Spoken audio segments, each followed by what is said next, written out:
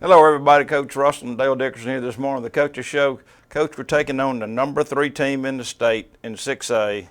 You don't have a healthy quarterback. One of your best wide receivers out. Your senior safety's out. You're expecting a blowout. But for 3 quarters, we held these guys to a one-score game. Yeah, it was a real ball game, and we had some errors early in the game that really kind of gave them 2 scores, and we kind of self-inflicted wounds a little bit, the snap issues, and new guy back there handling it. When the snap's not perfect, you got a guy that handles the snap every single day. That guy can usually handle it being a little bit off, but we had Kylan Rhodes back there playing quarterback, and the snap was off a couple times, and so he fumbled the ball. We ended up giving him a touchdown in the end zone because of it, and messed up a couple drives because of it. Once we settled in, though, we came out. We're running the football very effectively.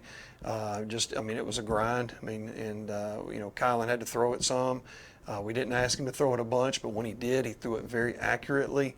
And then we go and drive down the field. After halftime, drive down the field and make it a one-score game at the end of the third quarter. So, we're 3 quarters in. We're down by 1 score after that big drive, and so that was our goal, was to get to the fourth quarter with the chance to win the game, and I felt like we had put ourselves in position to do that. Well, our defense was really good on the long runs. They had chunk plays. They had 260 yards rushing. 190 of it came on 4 different plays. Yep. They had a touchdown recovered in the end zone. They had a 31-yard run, a 56-yard run, an 81-yard run, and a 22-yard run toward the end of the game. So if you take out the chunk plays, our run defense and especially our pass rush was very effective. It was. I thought our guys played really well. Justin Griffin got his first sack, I know, and played really, really well on the defensive line. Coaches, our defense coordinator, Don Yanowski, was just raving about how good he had played, and he did. And, lots of good things there. Again, it was 21-14 right at the end of the third quarter. We have a chance to go and win the game. And, we had a reffing mishap, and it's pretty awful what they did. And they snapped the ball with the ref actually explaining the distance. He's still on the field explaining everything. They snap the ball. They don't blow the play dead. I mean, the ref even has to get out of the way of the running back, and they still let the play sit. And I just don't understand it. I mean, there's missed calls. You can miss a call. You can miss a holding call. You can call a wrong holding call. Those are things that happen, bang, bang. But when you're literally looking at the home stands and signaling the play and the down and the distance and everything, and the ball snaps, that's really blatantly bad. And just right. Stop the play at that point. And that is the key play of the game, because like you said, we're down to 1 score. They've got the ball on the return, and we have a dead ball foul. They're marching the penalty off, and the ref's over doing his explanation to the home crowd. Our players are milling around, and all of a sudden they try to get in position, and they snap the ball, and the ref's surprised. He looks around like, what just happened? And all he had to do was blow the whistle and say, no, we're not ready yet for play. Let's show that. Just take a look at this. This is not just something that – see, you see the ref right there. He's doing something. I mean, he's still signaling the play. He has to step back, get out of the way of the running back. We're not in position at all, so this breaks from a 7-point game to a 14-point game. Yeah. And it's just well, it's a backbreaker. It's a mentally, because our kids are fighting, scratching, clawing to get to this point. They get it to a 7-point ball game, and then the first offensive play out of that on that series, they go do that. I mean, and again, I don't know how it gets more obvious that, hey, I made a mistake. They don't need to be running this play right now. I'm still signaling to the officials or to the fans what's going on. I mean, I had just got done having a conversation and asking what the penalty was for with the side judge, and turned and walked away from the side judge, and they literally snapped the ball. I mean, it was just bad. It was bad all around. There's no reason for that. We also had a recovered fumble in the game that would have changed another possession right at midfield. They ended up scoring on that drive. We recovered the fumble. It was an obvious recovery, obvious fumble, and they said, no, it was an inadvertent whistle. Never heard the whistle blow. Come on, that's bad. It's just bad. So, and again, those are two things that were obvious, clear, but this one right here, I mean, you can see the video evidence. That's just bad ball. When you watch any high school football, college football, pro football, if something happens and the referee's not ready, whether they kick before they blow the whistle or something happens, they blow the whistle and say, no, start, set the ball back down, and I'll tell you when it's time to run the play. That's right. I'll tell you, clock starts now, you start the 25-second clock, whatever. He signals the ball in play, and he did not in this case. His job is to control the game and make the game fair and protect the kids. That's what their job is out there, and that was bad. Yeah. So, well, we talked before we got on the air.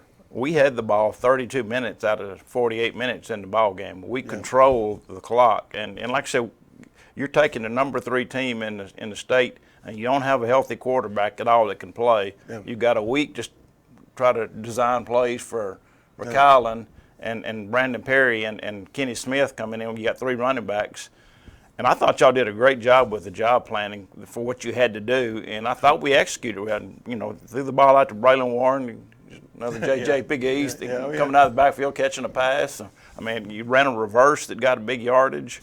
Yeah. So, we pulled out trick plays, and they worked. Some didn't work, but we battled them, and then just a couple of plays like that completely changes the complexion. Because if you look at the score, you'll say, well, this is a blowout. Well, no, it wasn't a blowout. It was really close until 2 minutes they left. They piled on a couple late scores there after the game gotten out of hand, and after that play that we just watched. I mean, that you want to tell you tell kids, and you're talking about 15, 16, 17, 18-year-old kids. I mean, hey, keep fighting. Yes, but there's a point when that happens, something like that happens, that it's hard to get them back ready to go again, because now it's 28-14 going into the fourth quarter instead of being 21-14, and their resolve is just not quite what it was before that, and that's disheartening and frustrating, and anyway. Well, we had got right after they scored that, they held us, and Schultz kicked a monster punt.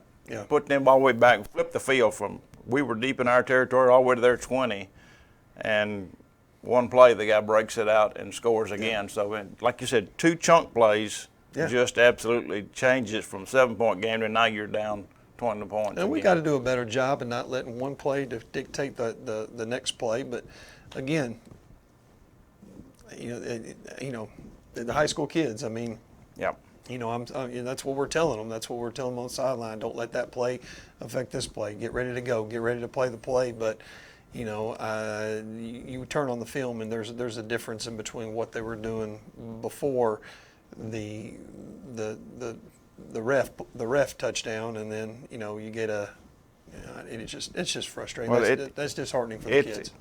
You could tell from the coaches, the players, even the announcers up there. We were all like, we just can't believe this just happened, and there's nothing. Well, you can tell yourself not to let it affect us, but it does. It just you can't deny that it has an effect on the team and what flow of the game.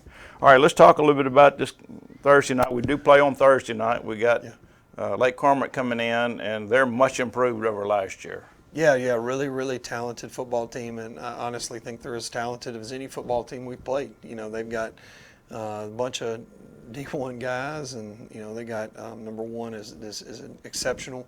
Bunch of offers, everything, and he starts at safety for them. They bring him in. He plays running back a lot. They played him at quarterback. I mean, he plays a little bit everywhere. Yep. He's just an electric guy with the football in his hands, and or on defense. So they're really good. They've got some good corners. They've got a good football team this year. So we've got a tough task ahead of us.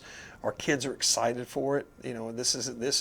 we control our own destiny in this whole thing. Yes. That's what's great about this. Last year we went into the final game and we had to win, but somebody had to lose and everything. Well, we did our part. We had to win by so much. We won the game and beat Lake Comerant last year, and but the other team did not do what they had to do. This year, it's really 100% on us. We need to beat them by 5 points, and we guarantee ourselves a spot in the playoffs. If we win the game by any number, and then Center Hill loses, then we go to we're in the 4th seed. And if we win by 12 in the game, we're actually would be the 3rd seed. Okay.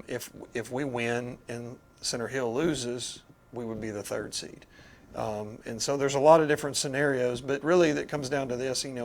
The biggest thing for us, and to simplify stuff for the kids, I'm going to tell them, hey, look, we need to win by 5. We win by 5, we control that 100%. Yeah. Obviously, we had a chance to win by 12. That would be even better, but we're going to try to win by 5 and get there and control what we can control. Now, a loss in this game, we are out of the playoffs. There's no feasible scenario.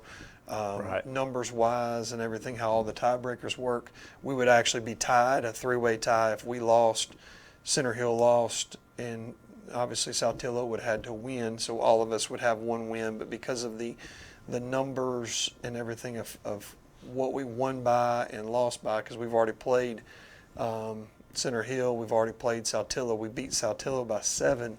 Center Hill beat us by 8, so right now we're -1 as far as that goes, and it's a whole bunch of math. But Right. anyway, the way it works out, there's no way for us to lose the game and still make the playoffs. So Well, we got to win, and I need was to going win to by say, 5. if you want to go to playoffs, you win a ball game. It's That's just right. cut and dried. You don't try to back your way into it. You want to win your way into it. Exactly. And this is senior night. Most of these kids, a few of them will go on maybe play junior college or something. But for most kids, this is their last time to be on the football field wearing the Olive Branch jersey. So That's right. It's a big deal for those seniors, and want them to go out with a win. That's exactly right. That's exactly right. There's, you talk about big games. I mean, there's a lot to play for here. I mean, Yes. our kids, like you said, last home game, last opportunity to play. It will be the last home game no matter what, because the way the playoffs align, and we have a chance to get up to 3rd, but we don't have a chance for 1 or 2 after the loss on Friday. So, there's a lot to play for in this game for these kids. There shouldn't be any difficulty motivating them and getting them ready to go. Okay. Well, again, it's Thursday night, not Friday night. Thursday night, 7 o'clock, Olive Branch versus Lake Comerant.